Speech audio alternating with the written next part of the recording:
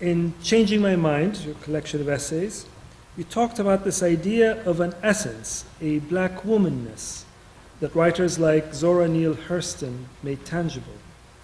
Does this essence make you feel like you are writing in some kind of tradition, or instill you with a sense of duty?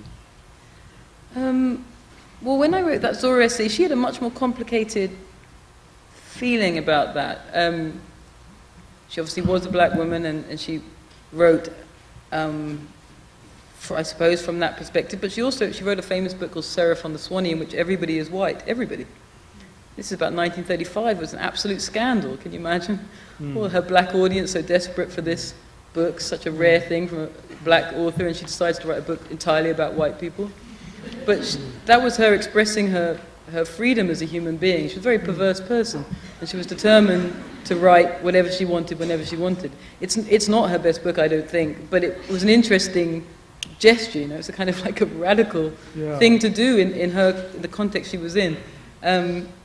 So, you know, I'm very resistant to the idea that people or races have essences, because that belief is, of course, the thing which also motivates racism.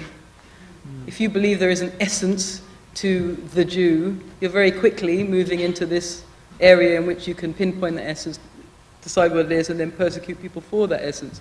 I believe in culture. I believe in the idea of Jewishness, that is your love of Jewishness, your interest in it, your decision to be a part of it. But I don't believe in a kind of eternal essence in any group of people, I don't think.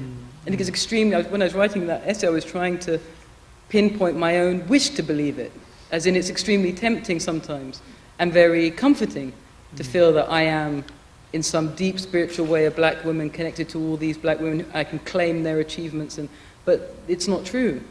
Zora wrote her books, I write my books. I love her, but that's the kind of relationship I'm interested in between individuals and between peoples. It has to be love, not just a claiming for the sake of the claim.